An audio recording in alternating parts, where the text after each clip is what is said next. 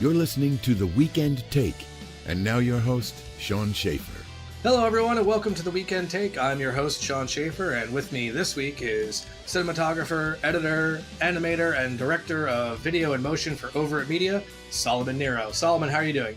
Good. How you doing, Sean? Thanks for having me on. One of the things I wanted to kind of quickly get your opinion on and chat about was a lot of news was made of the Academy choosing to disclude 4 categories from their live broadcast this year. And those 4 categories were Best Cinematography, Best Editing, Best Live Action Short, and Best Makeup and Hairstyling, which resulted in a complete outrage from the industry. Now, since then, the Academy has reversed that decision. They will be broadcasting all 24 categories live, but I really feel the damage has been done at this point. It really, to me, as a cinematographer, and hopefully to you as well, it really says a lot to me as to what the Academy's stance is and view of the importance of something like cinematography and editing. I mean, I feel that the damage has been done at this point. I mean, it went so far as the ASC, the American Society of Cinematographers, came right out and said, look, we will boycott and protest the Academy Awards. We refuse to stand by and have our members seemingly disrespected like that. Solomon, as both a cinematographer and an editor, does this upset you? How does this make you feel to hear about the Academy choosing to do this? And what does it say to the industry?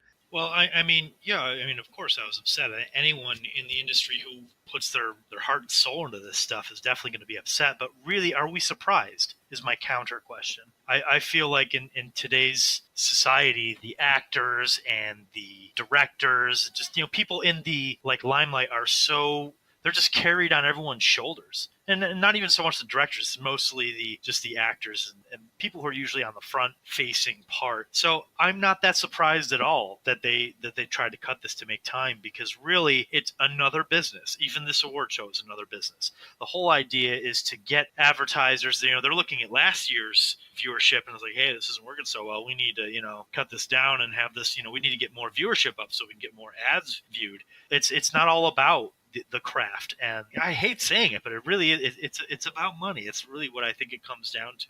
But now I think a lot of people are going to watch these because now it is all inclusive. So this little controversy may have actually helped them, but also hurt them in the long run, because it's like, yeah, it's back. Okay, now I can watch it. Where even some people were probably like, I probably wouldn't even watch it this year. But now that there was a controversy surrounding it, maybe now is the time to watch it. It was a tell. It's like you're playing cards. It's a tell. We now know what hands, what cards are in your hand, and the importance of what you and I do and what other people do.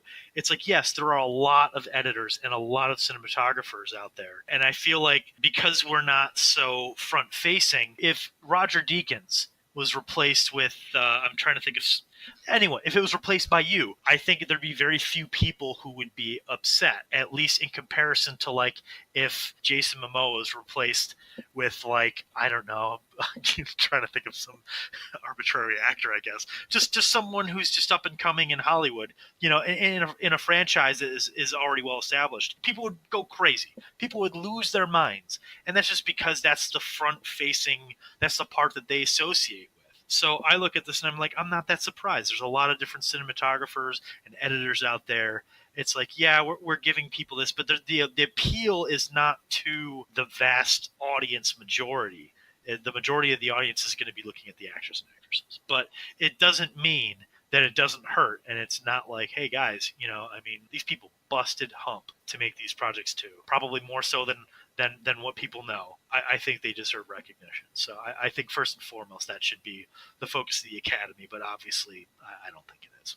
But looking at specific categories that they chose, mind you, there's 24 categories. And I'm not saying that necessarily any one category is less important than the other, because like you said, everyone was involved in all those projects. It meant something to them. It meant everybody who gets into this industry at one point or another thinks in their head what their acceptance speech is going to be someday if they win an Academy Award.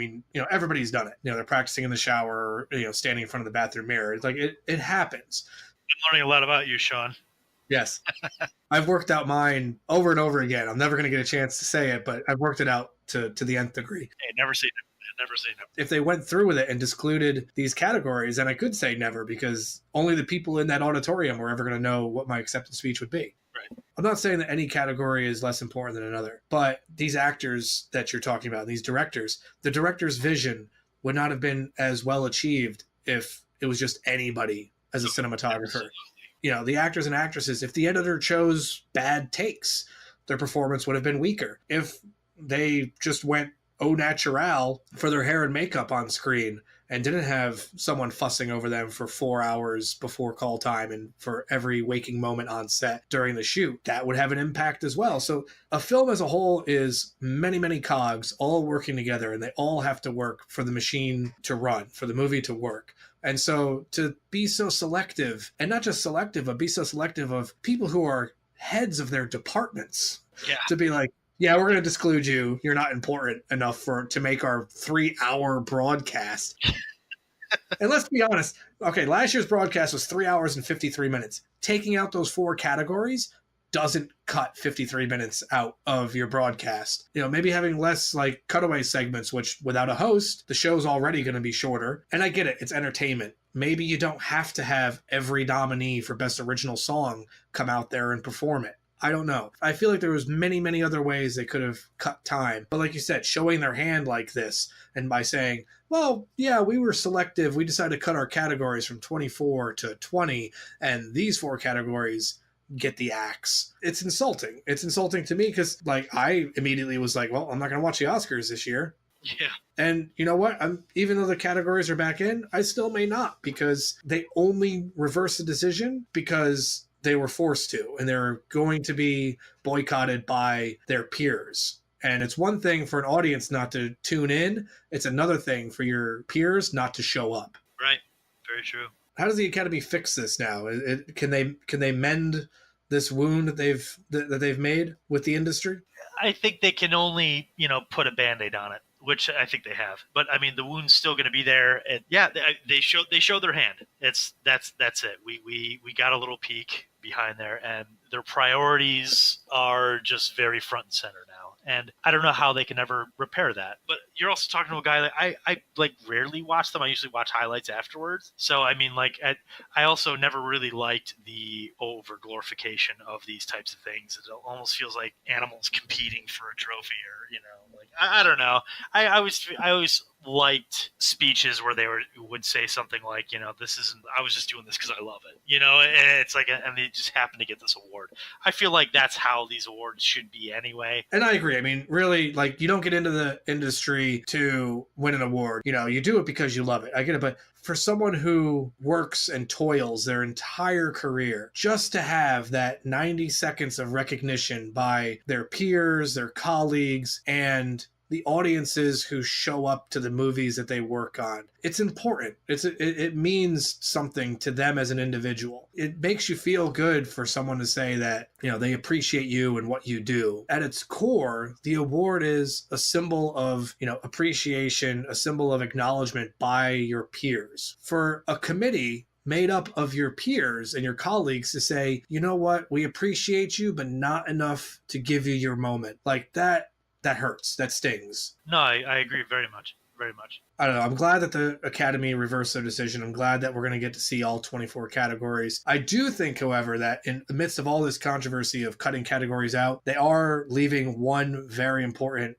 faction of the industry out, and they need to acknowledge them. And that is the stunt men and women of this industry. Oh, yeah. There is no category for them. And these are people who are literally putting their lives on the line on set. They deserve to be recognized. So if anything, make it 25 categories, add a stunt category, or make it a stunt person or stunt ensemble category, but something. Because while we're feeling bad as cinematographers and editors that we're being left off to a commercial break, like they must feel completely disowned by the industry because they're not even getting an award. And so if anything, the Academy needs to make room for one more and acknowledge our stunt people. Yeah. That about wraps it up for us here this week on The Weekend Take. I want to thank Solomon Nero for coming on the show and being our special guest this week. And The Weekend Take is on social media as well. We're on Twitter at Weekend Take. We're on Facebook at www.facebook.com/The Weekend Take. And please check out our Patreon page at www.patreon.com/The Weekend Take, where for as little as $1, you can become a patron of The Weekend Take and get exclusive access to extended cuts of the episodes if you want to hear more of the conversation had this week and any of the previous weeks with some of our guests.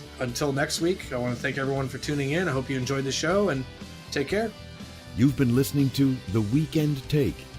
Be sure to subscribe on iTunes and Google Play and follow us on Facebook and Twitter. Visit our Patreon page to become a patron of The Weekend Take, and for as little as $1, you'll receive exclusive content and perks.